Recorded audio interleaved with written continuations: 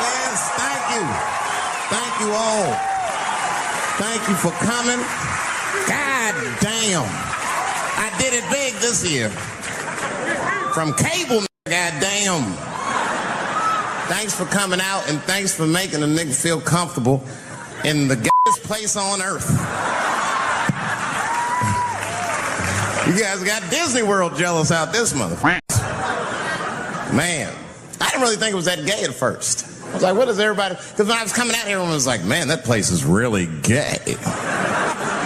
So what the f is everybody talking about? It's not so gay. And then I wandered into that Castro. God dang, it was, I said, this is America's ass right here. This shit is deep.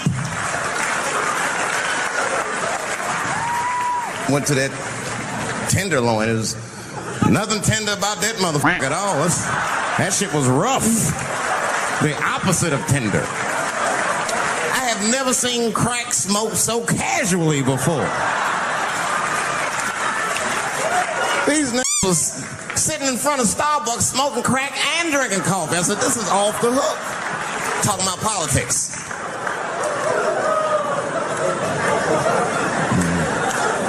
I seen one crackhead trying to break into somebody's car, man, and it struck a chord with me. I tried to stop him. I said, hey! And he looked back and saw me and said, oh, keep an eye out. I said, that was me that said that.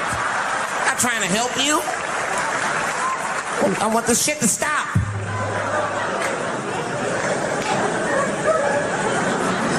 Crackheads are like that. I had a crackhead break my car window one time. Broke it! You know what he stole? Fucking candy bar I had lying on the seat. That's all he took.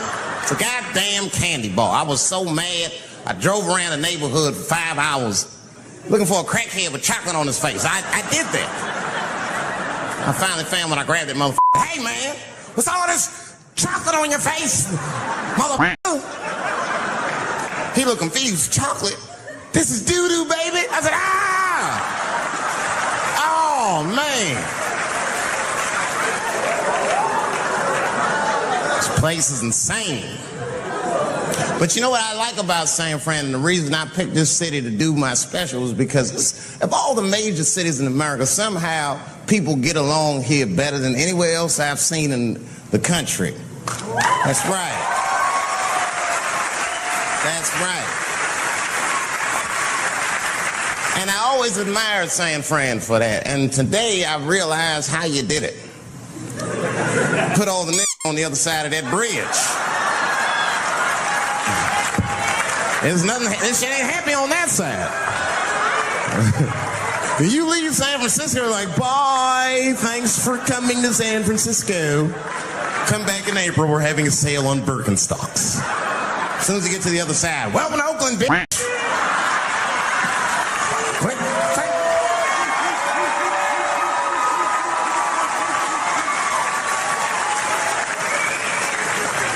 Fuck crazy, but it also feel like it's the East Coast city in the West Coast. You guys got subways and shit. I'm scared of public transportation. I was on a bus that was held hostage 45 minutes. It wasn't life-threatening. I don't want to give you that impression. It was a dude jerking off, but the shit was scary, son. It was scary. It was right before it happened. I was on the bus smoking a cigarette. It's a long story. It's not the coolest shit I ever did. And people freaked out. Sir! Sir, put that goddamn cigarette out, okay? This is everybody's air, sir. I flicked it. I didn't want any trouble. And just at that moment, coincidentally, this homeless dude, out of nowhere, pulls his out. Started beating off. And I was furious. Because nobody said shit to this guy. They were just looking like, oh my God. I was the only one on the bus that had the balls to say anything to him. And it's not even like I was brave, really. It was that, you know, I was sitting next to the motherfucker. I had to say something. Come on, dog, you hit my elbows. Stop. Son, stop.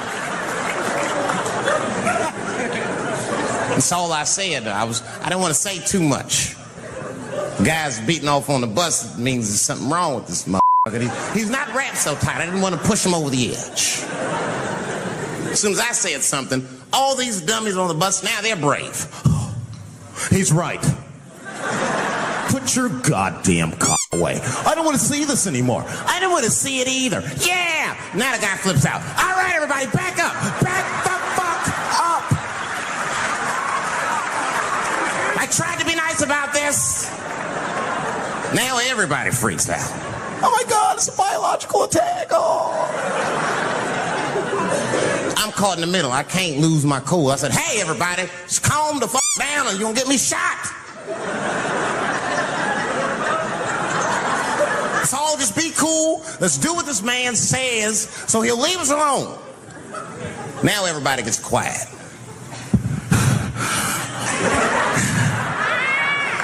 That's better. That is better. And then he started walking up and down the aisles, just terrorizing us.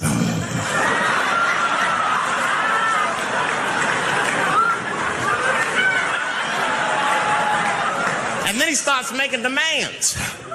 You in the pink shirt, squeeze your together. Oh God, no.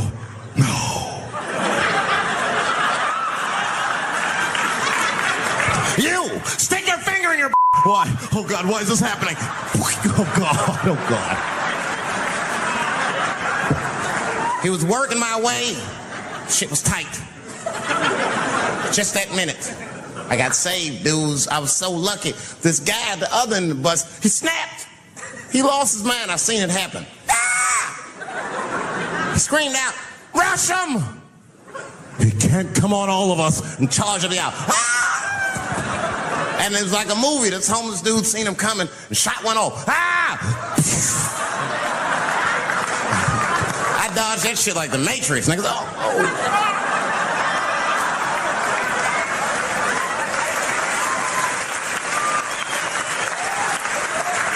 The guy behind me wasn't so lucky, y'all. No!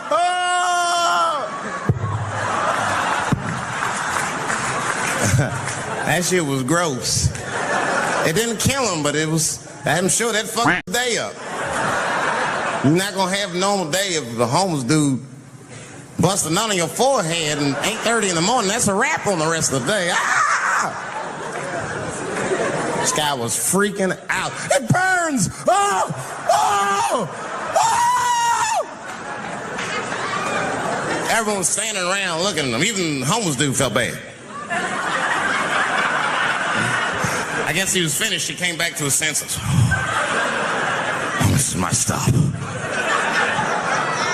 I said, relax. I had to say something. Relax. Oh, I can't. I got AIDS. I know it. I said, you can't get AIDS from a homeless dude busting a nut on your forehead. That's not how it spreads. I don't even know if that shit's true. That's just what I told him, man. He was so scared I had to say something.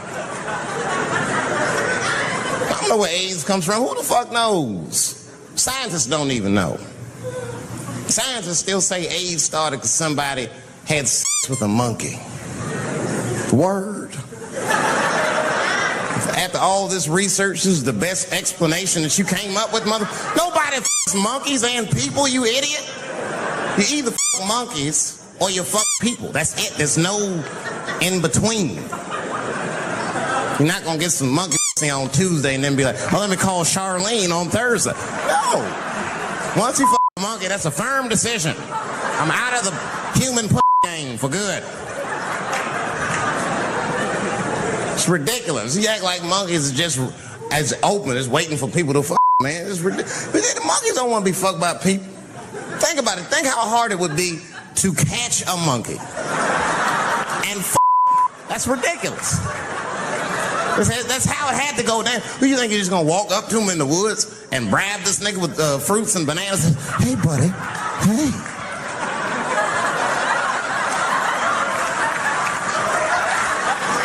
Yeah. There you go, buddy. Yeah. There you go, your big bright red.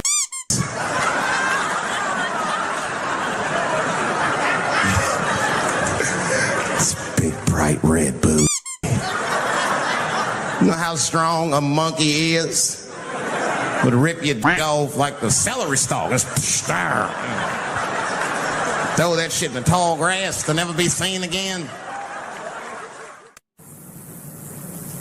I'll tell you what happened, but I can't say it directly. There's a book to me that encapsulates my entire experience before I left the show. And the book is called Pimp. It's written by a guy named Iceberg Slim. Here, bring it up here. This is Matthew. Matthew is from France. He's white.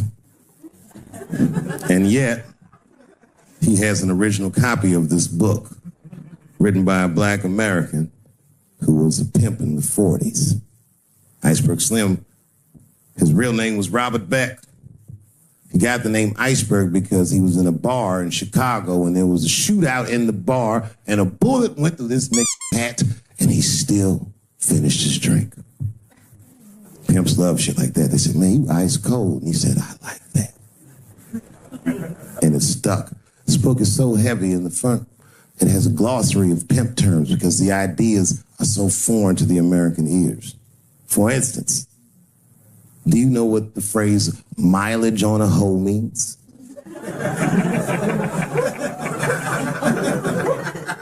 Of course you don't. Mileage on a hoe is a very wild concept. It means that pimps understand there's a finite amount of bad shit a person can do before they'll lose their fucking mind. And a good pimp can look at a woman that he's never seen before and call it. She's good for 500 bucks. That's her mileage. Anything over that, they're gonna spill. They do it to you. Why the fuck do you think most of us work from 9 to 5?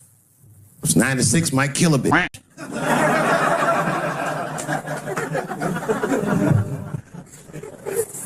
Iceberg Slim was the one that broke down what a bottom bitch is. Does anyone know what a bottom bitch is? Anyone? What's a bottom bitch, sir?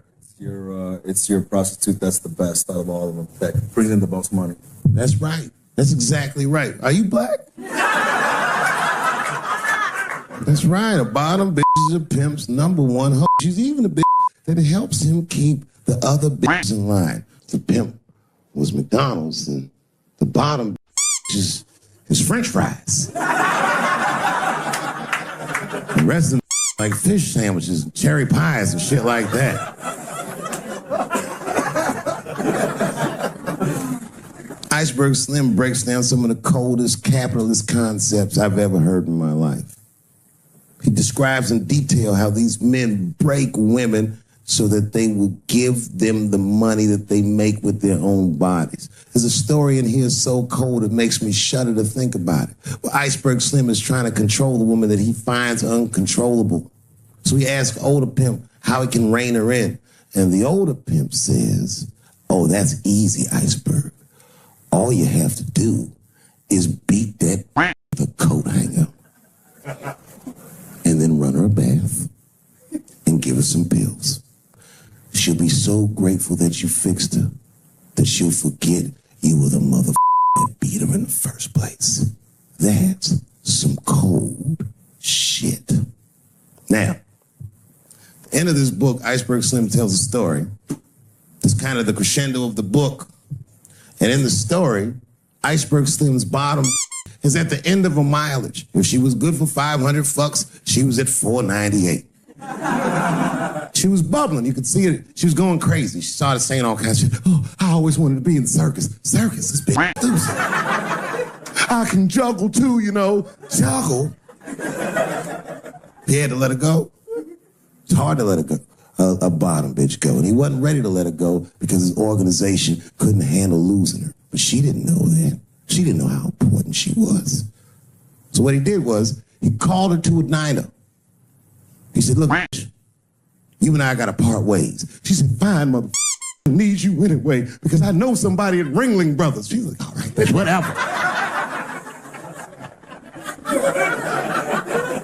I got one last trick for you. It's a big money trick. You do this for me, you get paid, I get paid, and we go our separate ways. She said, fine, mother, what do you want me to do? He said, okay, there's a guy in that hotel across the street. He's waiting for you in room number 7. I want you to go over there and I want you to but before you do, I need you to put some of this stuff in his drink. And then he's going to fall asleep. When he does, there's a briefcase on his bed. Bring the briefcase to me. That's the trick.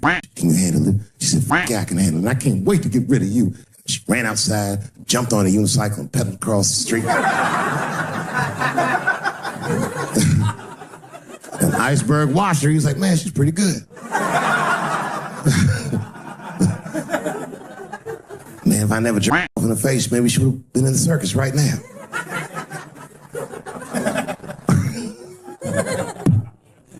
And she runs up to the motel steps and she disappears in room number 7. And she's gone for a real long time. Real long time. So long, in fact, that Iceberg got a little worried. But then, suddenly, she came back.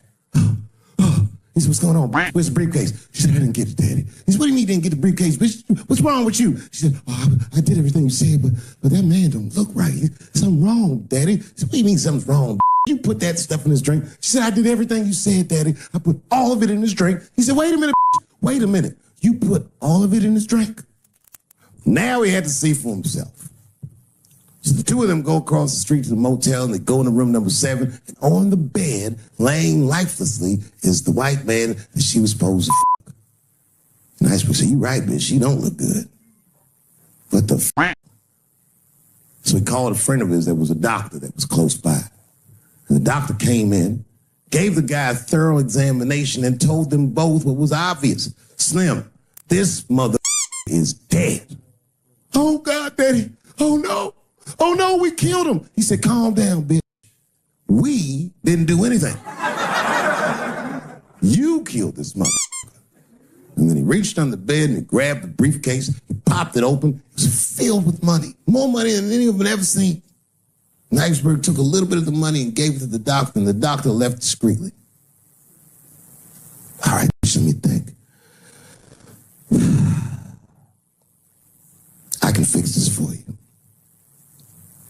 I know somebody I can call. But if I call him, I'm going to owe these motherfuckers a big favor. Oh, God, Daddy, please. I don't want to go to jail. Neither do I, bitch, so will you shut up? She picked up the phone. She heard him mumbling on the phone a little bit. He hung up the phone, and she was pacing the room, and he was just standing there cool, and they were waiting, and then suddenly a van pulled up downstairs. 2 guys get out with a carpet. They walk upstairs. They roll that carpet out on the floor. They throw the body in the carpet. They roll that motherfucker like a burrito. They pick that shit up, and they throw it in the back of the van. They come back up, and Iceberg opens the briefcase again and gives them a little money. He says, I'll get in touch with you guys later. They said, you're not going to get in touch with us at all. We'll find you. He said, whatever, nigga. And they bounced. Oh, God, Daddy, oh, God. He says, relax, bitch. Listen, we getting the fuck out of here. You go downstairs, you get the car. We got to leave separately. She went, she got the car. Iceberg grabbed that briefcase, waited a few minutes, looked out the window, and then he went down with her. They both got in the car, and they drove off. She was a blubbering mess. Oh, you did all this shit. He said, I told you, bitch, we didn't do anything. You killed a mother, and I cleaned him up. And now we got us a secret, okay? Now, I know I'm not going to tell. It's you? She said, oh, no, I ain't going to tell. He said, all right, baby, cool. I'm going to need you to stay with me for a while till this shit cools down. She goes, okay. That's the game. That's how the whole shit works, ladies. You understand? This at the end of her mileage. She was at 498. She ended up tricking for Iceberg for another 6 months. She must have turned another 200 tricks for him. Do you understand? Some cold shit. And the cold shit about it is that the dead guy on the bed wasn't even dead at all. This motherfucker was just a friend of Iceberg's acting like he's asleep. The doctor wasn't a doctor, it was a butcher that happened to have a white coat.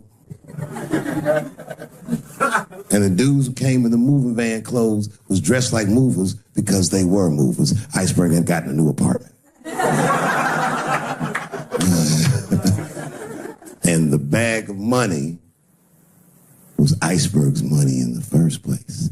The money he got from all those women. That's a cold game. That's the motherfucking Capitalist Manifesto. And that's why I went to South Africa. So now we got us a little secret pit.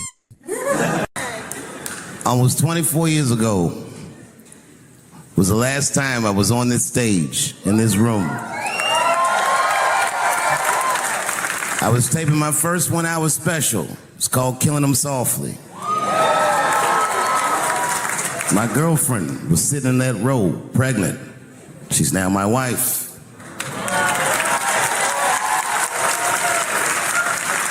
The baby that she was carrying, my first child, I smoked weed with that.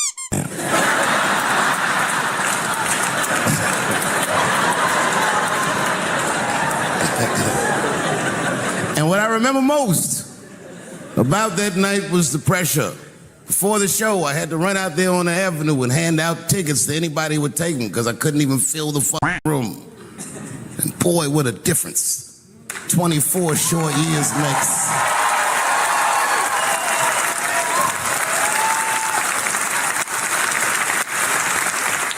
And right before that time, my father had died. He never lived to see me do it. And when he died, I was inconsolable. I thought I'd never smile or laugh again. And the only thing that got me out of that space was a comedian friend of mine, the late, great Norm Macdonald. That's right. Shout out to Norm. And what Norm did, which I'll never forget, is he knew that I was the biggest Jim Carrey fan in the world. Now, I'm not going to go all into it, but Jim Carrey is talented in a way that you can't practice or rehearse. What a God-given talent. I was fascinated with him. And Norm knew that. And he called me up and he goes, Dave, he says, I'm doing a movie with Jim Carrey. Do you want to meet him? And I said, yes, I do. And it was the first time I could remember since my father died being excited. And the movie was called Man on the Moon. I didn't know any of this. And in this movie, Jim Carrey was playing another comedian I admired, the late, great Andy Kaufman. Yes, and Jim Carrey was so immersed in that role that from the moment he woke up to the time he went to bed at night, he would live his life as Andy Kaufman. I didn't know that. When they said cut, this nigga was still Andy Kaufman. So much so that everybody on the crew called him Andy. I didn't know any of that. I just went there to meet him, and when he walked into the room where we were supposed to meet, I screamed, Jim Carrey! And everyone said, no! Call him Andy. And I didn't understand. And then he came over and he was acting weird. I didn't know he was acting like Andy Kaufman. Just like, hey, how you doing? And I was like, hello. Andy? Now, in hindsight, how fucking lucky am I that I got to see one of the greatest artists of my time immersed in one of his most challenging processes ever. I'm very lucky to have seen that. But as it was happening, I was very disappointed. Because I wanted to meet Jim Carrey, and I had to pretend this nigga was Andy Kaufman all afternoon. And he was clearly Jim Carrey. I could look at him and I could see he was Jim Carrey. Anyway, I say all that to say, that's how trans people make me feel.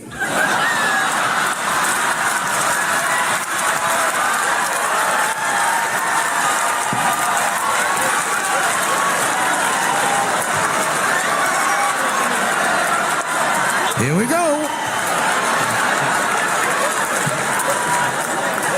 Now, if you guys came here to this show tonight thinking that I'm going to make fun of those people again, you've come to the wrong show. I'm not those people anymore.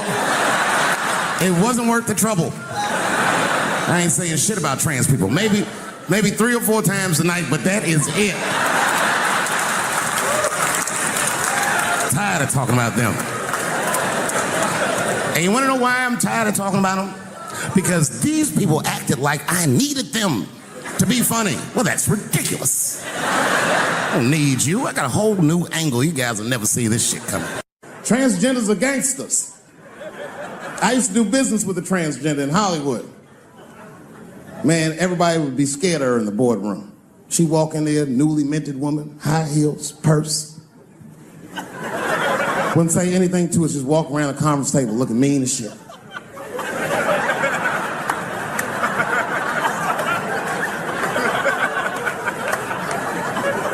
And then she walked to the head of the conference table, stare at us all, reach in her person, pull her old dick out and throw it on the table. Let's talk business, gentlemen. Ah! And sitting next to the bees, all the way in the back seat by themselves, looking out the window, that's the T's.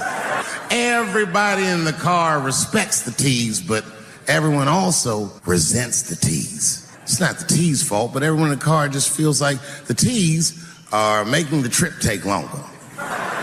Anything the T's say gets on everybody's nerves. And then the T's don't even say anything bad. They just be in the back talking to themselves. I'm hot. Shut up. Shut the up, okay? Just roll the window down. You what you... What? Just said I was hot. Could you pull over at the next exit? I need to use the restroom. There is not a restroom for you for 4 states. You just shut the up so we can get where we're going. My wife's friend, Stuart, told me that. My wife has a lot of gay friends. Stuart's their leader.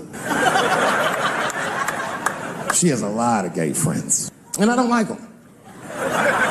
Not because they're gay. I'm just judging them on the merits of their character. They're just not nice dudes. They're rude house guests. They're sitting on my couch, giggling with my wife, eating my macaroons. And I come in, they act like the party's over. Hey, Stuart, what's going on? This guy talks to me the way a cat would speak if a cat could talk. Hi, David. He always wants to have some kind of gay political argument. The last one was about a petition in federal court to take the words husband and wife out of the law. I said, well, why would you want those words out the law? He said, because it discriminates against same-sex couples. I was like, niggas, please save me the semantics. Just trust me. Take your chips and get the fuck out of the casino. You're about to crap out. Go outside, talk that over amongst yourselves, and whichever one of you is gayer, that's the wife. I remember I was at this bar one time. This is that kind of bar it is. I was in there one time, I was fucked up. And I turned around to everybody in the bar, I go, hey, everybody, I'm gonna buy everyone in the bar around the drinks. And all the motherfuckers like, hoorah! And the bartender knew I was drunk, so she pulled me aside. Miss Chappelle, are you sure about that? That's going to be $16. And guess who was in the bar? I thought I was seeing things. I looked across the room, and I saw the trans picture. I said, what is a trans person doing in a place like this? This is very dangerous behavior. And she was with 2 big, buff, gay black dudes. I didn't know these dudes, but I know they was gay. If they had a mouth, they wouldn't look any gayer than they did just sitting there. They had 1980s gay face. You know what that is? Remember in the 80s when gay people looked surprised all the time?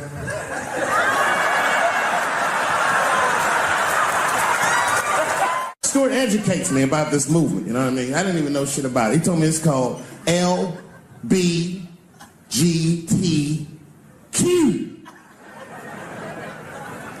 I was like, what the is the Q?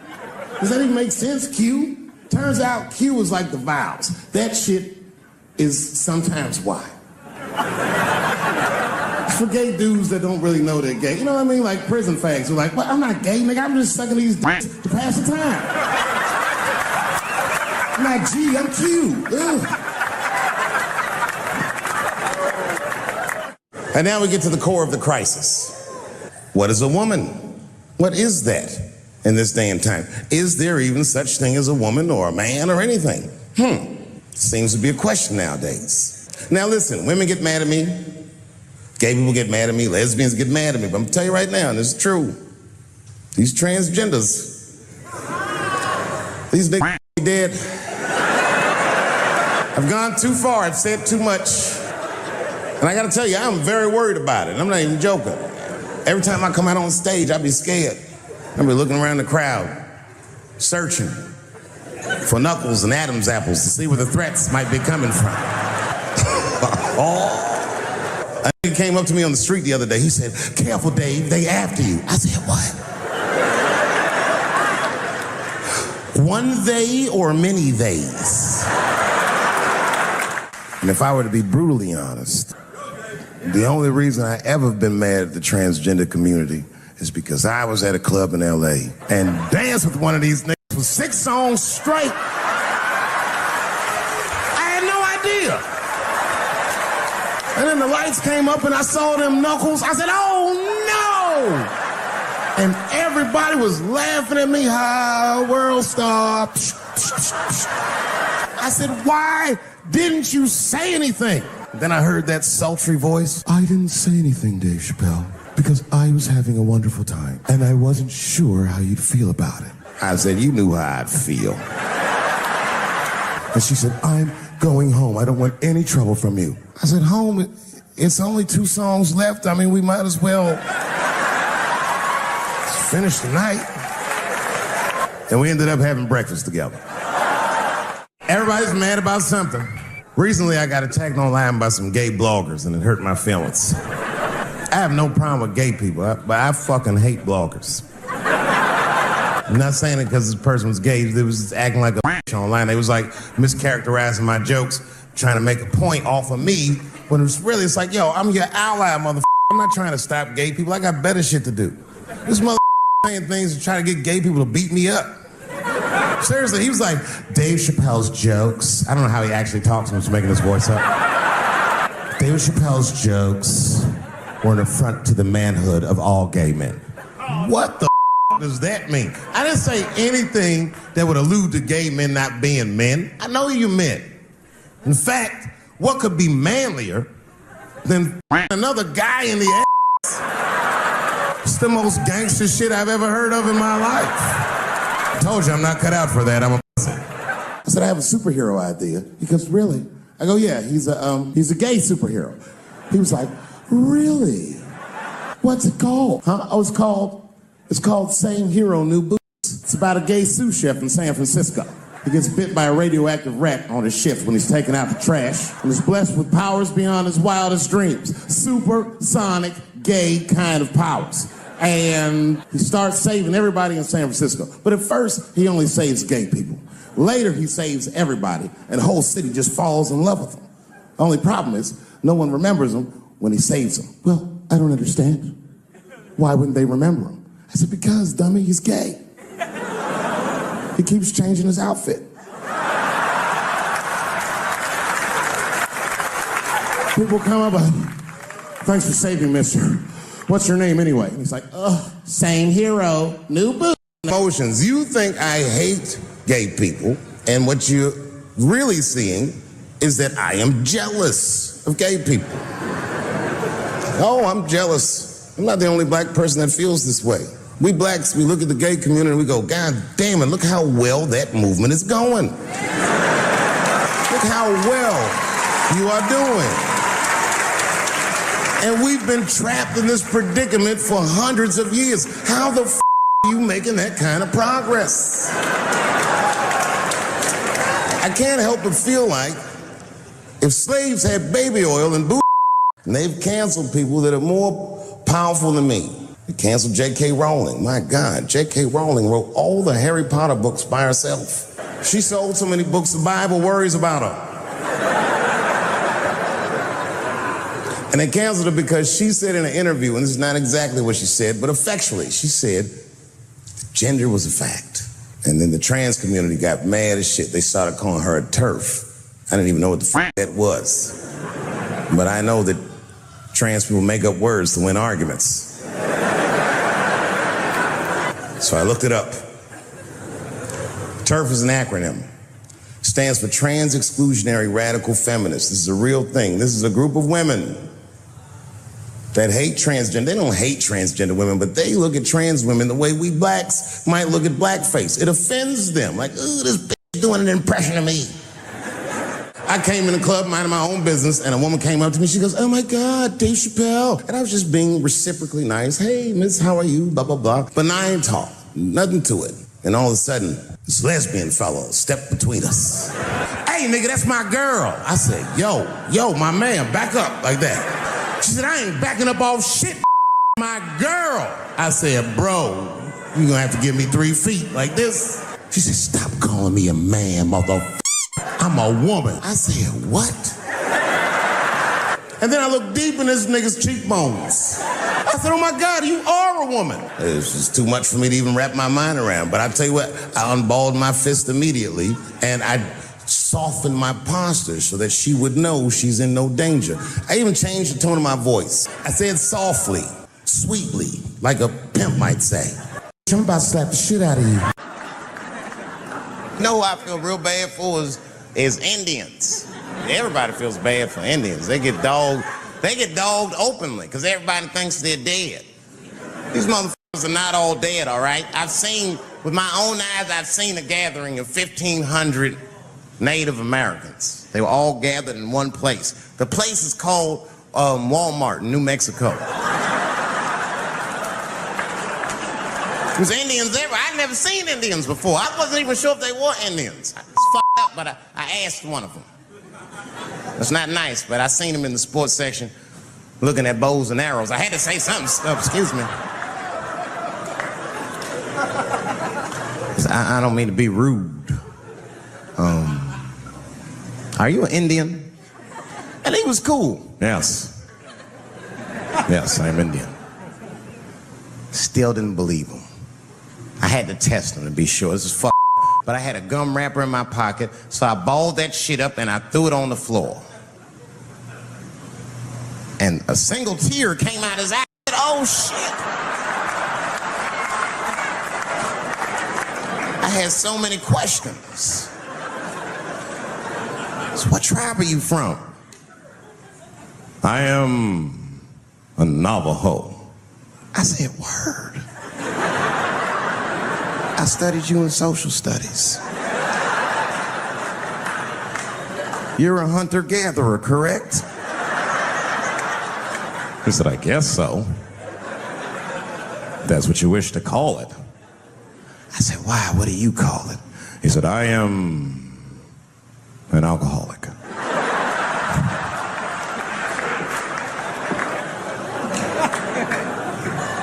I said, well, what's your name, dog? He said, please. Dog is my cousin. That was a good guess. My name is Running Coyote. What is your name, friend?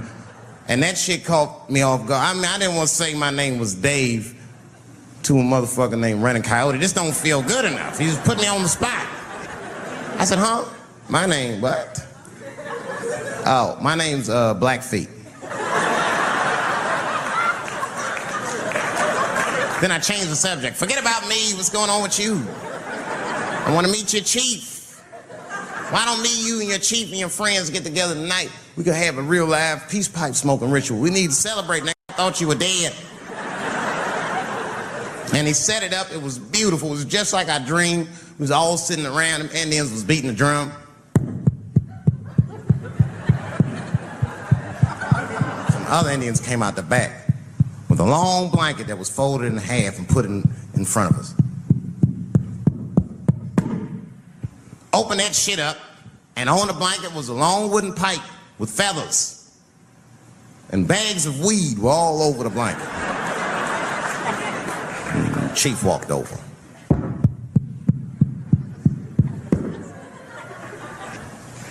The big ones are 50. The little ones are 25. And these are 10.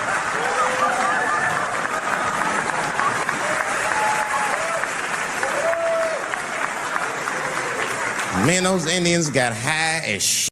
I was baked. I told the chief, he was talking, I cut him off. Time out, chief. Sorry to interrupt. Smash, man, the weed's too strong. I'm itching. This is PCP. The spirits have got me. Chief, the spirits have got me. And the chief threw some water in my face. Calm down, blackface. Splash. I said, hey, it's Blackfeet, motherfucker. Take it easy.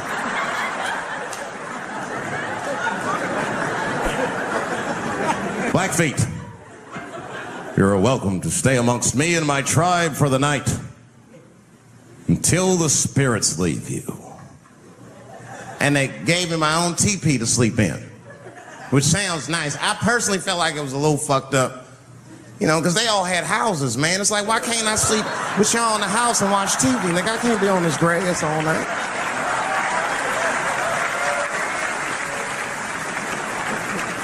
Yeah, Indians is rude, man. Now, everybody's rude. Indians, they eat nasty food. All they ate was corn and shit.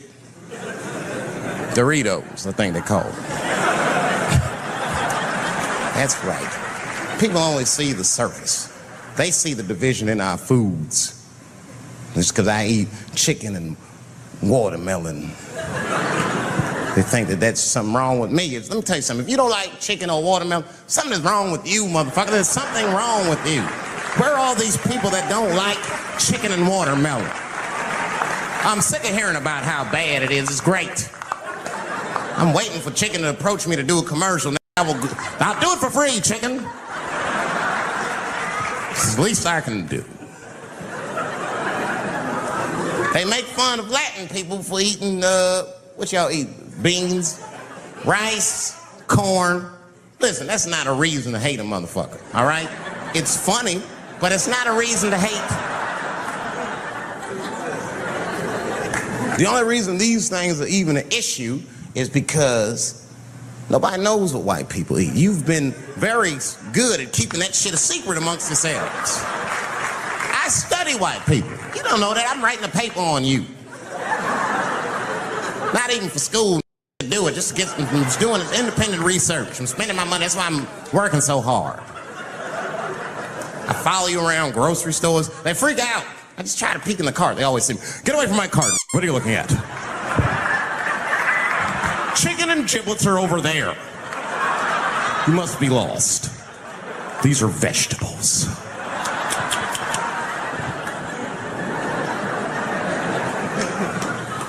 I know what you drink. See how quiet I got? Grape juice. Surprise, you didn't know I knew about grape juice, did you? Oh, don't play dumb with me. Looking at what is it? A lot of black people don't have the privilege of knowing about grape juice because they have grape drink. It's not the same formula that you get. Ain't no vitamins in that shit. You might have one of your black friends over. Todd, would you care for a glass of grape juice? What? Nigga, what the fuck is juice? I want some grape drink, baby. It's purple. I don't think I know what a grape drink is. What? I have some apple juice if you want. What the f is juice? I want some apple drink. Scream.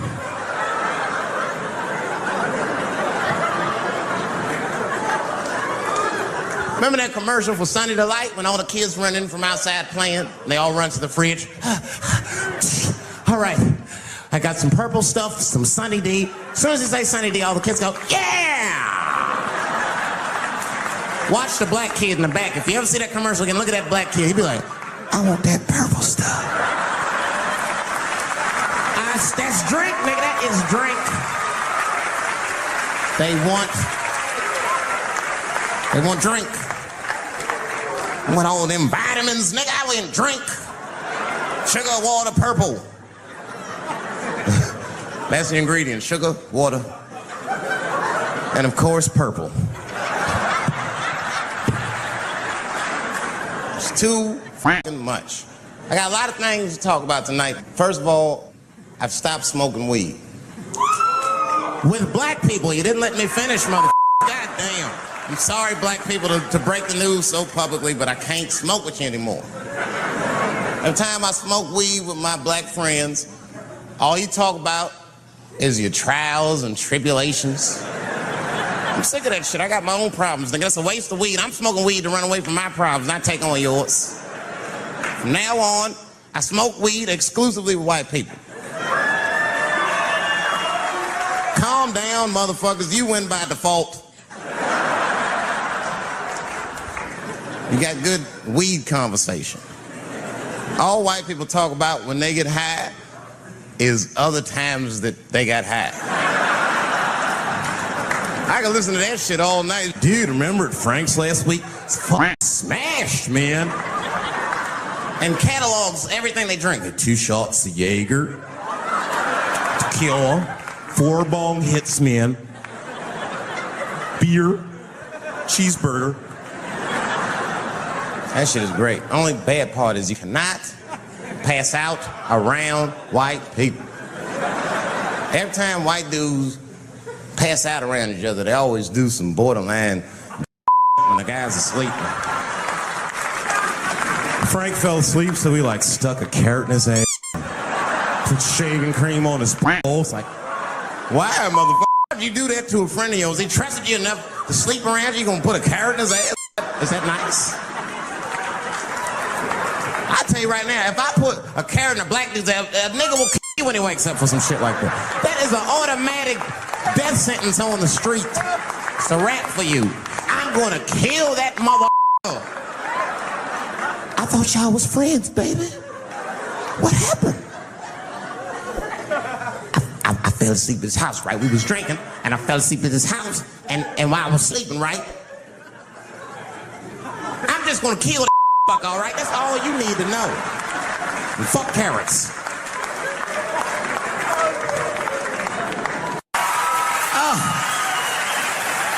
I'm goddamn sick of it. This is the worst time ever to be a celebrity. You're gonna be finished. Everyone's doomed. Michael Jackson has been dead for 10 years, and this 2 new cases.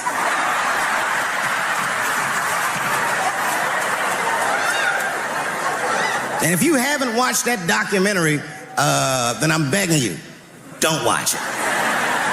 It's fucking gross. I felt like HBO was sticking baby dick in my ears for 4 hours straight. Really nasty shit. I don't want to know all these things. Turns out, Michael Jackson allegedly likes a long gander at the anus. So they said he stares at people's buttholes. That's what they said. That's how gross the documentary was.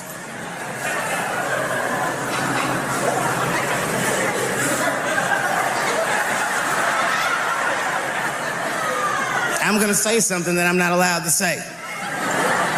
But I gotta be real. I don't believe these motherfuckers. I do not believe it. But let me qualify the statement. I am what's known on the streets as a victim blamer. You know what I mean? If somebody come up to me like, Dave, Chris Brown just beat up Rihanna. I'll be like, well, what did she do?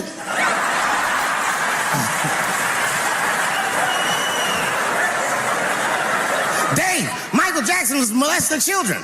Well, what were those kids wearing at the time?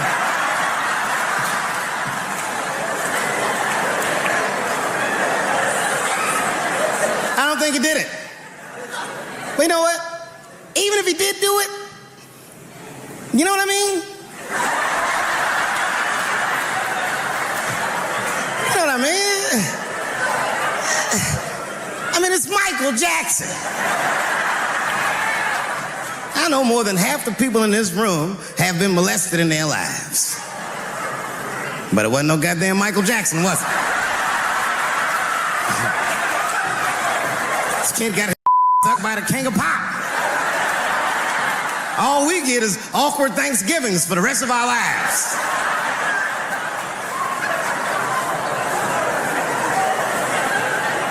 You know how good it must have felt to go to school the next day after that shit?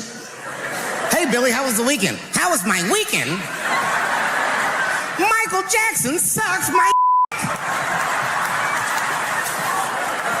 And that was my first sexual experience. If I'm starting here, then sky's the limit.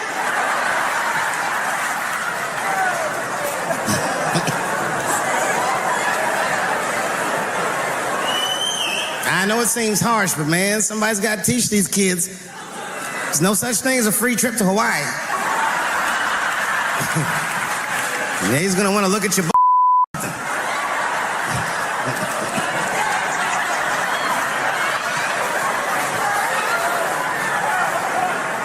You know why I don't believe it? You know why I don't believe it? Because if Michael Jackson's out here doing all this molesting, then why not Macaulay Culkin? Macaulay Culkin said in an interview that Michael Jackson never did anything inappropriate with him or even around him. Think about that shit. You know, I'm not a pedophile. But if I was, Macaulay Culkin's the first kid. I'm f***ing that right now.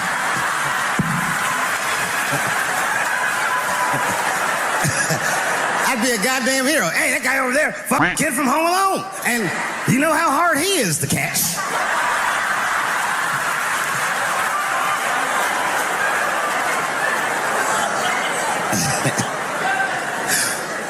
My mind's telling me no.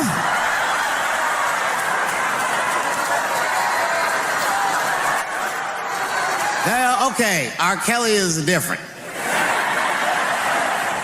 I mean, you know, if I'm a betting man, I'm gonna put my money on he probably did that shit. I'm pretty sure he did that shit. You know, it's bad, okay? So a couple years ago, I was doing a show in Detroit, and I'm sitting backstage in my dressing room. A friend of mine comes by, this chick, Dream Hampton. Dream tells me, right before I'm going on stage, she goes, Dave, I'm working on a documentary about R. Kelly. Would you like to be in it? And I was like, nah, but cool.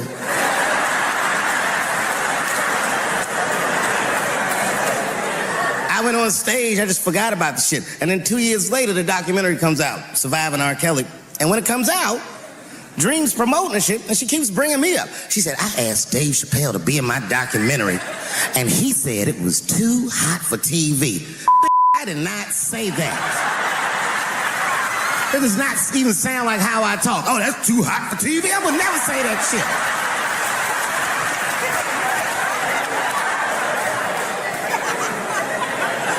But I'm gonna tell you guys why I wasn't in the documentary. There's a very simple reason, and I cannot stress this point enough. The only reason that I didn't do it was because, and it's very important, I don't know this nigga at all. I don't know anything. I don't know anything that they don't tell me about. I don't hang out with this nigga, nothing. So what the fuck do I gotta be in the documentary for? This guy, R. Kelly, got another sex tape out now. Can you believe that shit? This guy makes more sex than he does music. He's like the DJ Khaled of tapes. Another one. Like, damn, they got it's a lot of tapes. The new one's so bad that they didn't even show it. I've never seen anything like this. The prosecutor in Chicago came out in a press conference and read to the media a transcript of a tape. Have you ever heard of such thing? This nigga read tape. And it was so bad that R. Kelly sounded guilty in the transcripts. It's fucking amazing. 16 times the girl's age was mentioned. Isn't that crazy? This mother was an idiot. He was fucking like, yeah, this is the best 14-year-old ever had in my life. And she was like, you like this 14-year-old? He's like, oh yeah, I love this 14. I'm like, man, you need to shut the up. You gotta give your lawyer something to work with. You're supposed to be on the tape like, this is the best 36-year-old I've ever had in my life. And then your lawyer gonna be like, Your Honor, clearly my client thought that this woman was 36, as he mentioned some 16 times in the tape. They gonna know you lying though, you know what I mean? Everybody knows no such thing as good 36-year-old.